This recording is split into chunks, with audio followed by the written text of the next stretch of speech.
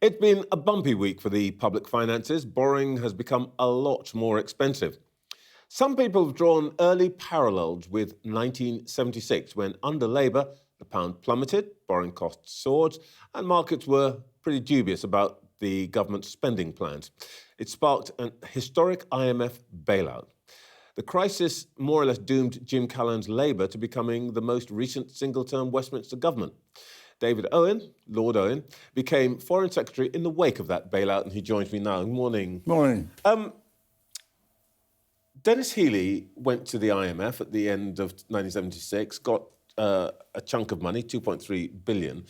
You were already a senior minister, and you became Foreign Secretary shortly after that. What do you think we learned from that episode? That basically you have to pay the price if you are indiscriminate in the use of public money. And I was close then to Tony Crossland, and he was opposing this, but there was never any chance of it being successful, his opposition. Of course, in retrospect, you can say some of the economic arguments he was putting forward in the cabinet against doing it were correct. But that's not the reality. The reality is you have breached the confidence of the international financial world, and you have to accept their disciplines. Callaghan knew that. Tony Crossland tried to oppose it, but it was folly. You have to go with the flow.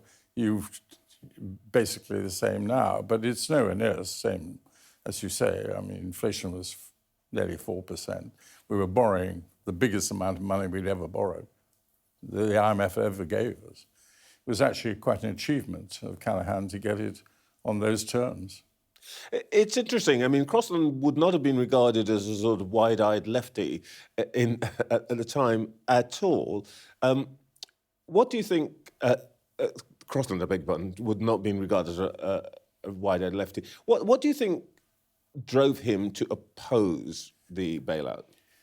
Well, he was a trained economist and a serious economist, and he thought you could take the economic lessons of a university economist and then a practicing economist and a very intelligent man to the world.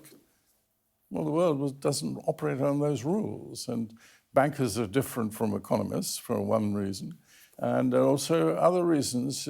Our time is up. The people were fed up with us. We were seen to have flouted the warnings that were coming and ran up this huge deficit, and we were going to have to accept the discipline. Would it have worried you at that time that, Private Eye, for example, would have written about the gnomes of Zurich, meaning the bankers who were lending, that the government was in some way beholden to non-elected forces? But there's an echo here, of course, of Mr. Elon Musk and his influence on government. Is that something that we should be worried about? No, we live in a world of international finance, and thank goodness we do have these international institutions like the IMF and like the World Bank, and we have to live within that. We have a voice. Fortunately, Britain is still able to have quite an important role in all those institutions. So we, at civil servant level, senior civil servant level, we are involved in their decisions. But when we send civil servants to those bodies, they are independent. And sometimes the politicians don't like it when they remind them that their responsibility is the organisation they're in, whether it's the IMF or the World Bank. Looking at the situation now, I know you follow politics still pretty closely. Do you feel that we still have that role, that weight that you would have carried as a Foreign Secretary in the late 70s? No, we don't have that same weight, but we are still an important voice. And I think we have to take on board the real issue of the world at the moment, which is the ever-increasing rise in the power and influence and military strength of China. That's the issue. And what's interesting about the present controversy that's going with American businessmen in particular, demanding that their government take the threat of China seriously and challenge it and develop strength to be able to cope with it. And I think this is very important, and we better listen to them. And actually, I welcome the fact that serious business figures are taking such an interest in international politics and international finance. When we say serious business figures, who are we talking about? I think Elon Musk is a serious business figure. I mean, he ran a very successful car company, Tesla, and he's involved in the highest of technology, space technology, and I think that Trump is quite right to listen to him. And so you would say that it's not entirely clear what position we should take, but Trump is very aggressive, I suppose, about the threat of China.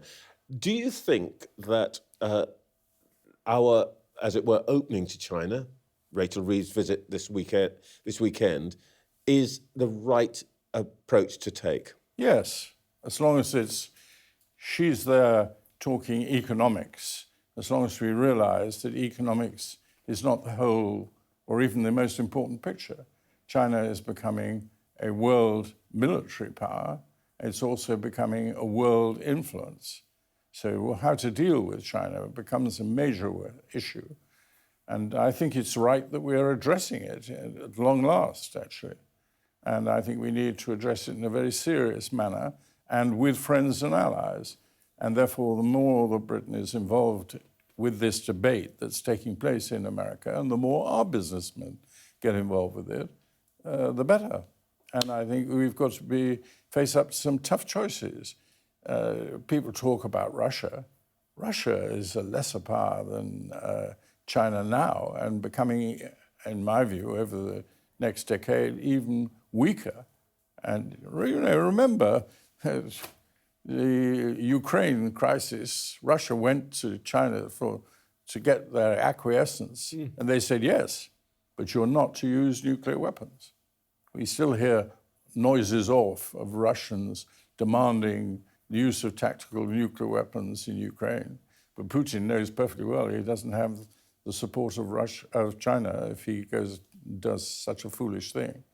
You're a long-time Atlanticist, and relations with America important to us. One of the first most controversial things that you did in 1977 was to appoint a man called Peter Jay, journalist actually, son-in-law of Jim Callahan, to the embassy in Washington, going over the heads of the civil service, I think.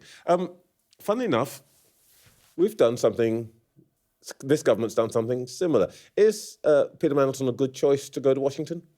I think he is. I think that on trade, and now they're going to move undoubtedly into tariffs, I think to have somebody who has had experience as a trade commissioner in the EU, besides being very intelligent, is a good choice. And he has obviously the confidence of Starmer. But I think that it's a sensible choice. But we shouldn't underestimate the difficulty of a single British voice. America is making its policies under Trump. Whether we like it or not, we are going to see tariffs. Tariffs represents a challenge. And I think there's a role for Britain to be able to argue we should be treated in special circumstances. And that was one's view that Canada would be. But Canada's been brushed aside. Canada's been told straight out they're not going to get any special treatment. And I think it will be very difficult for Britain to get that. And I think that having a good, knowledgeable person about trade, and like Peter has, is good. Just to say on Peter Jay, I mean, one of the problems there was we had a new administration and a new president who nobody really knew, Carter. We had Brzezinski, who was hostile to Britain, and it was intellectual. And my job for Peter was to get to know Brzezinski. After 2 months, they were playing tennis together, and I thought to myself, he's done well. I wish I could talk to you about that at much greater length. And maybe we'll get another opportunity another day. But that's been a lesson. Thank you very much, Lord Owen. Pleasure.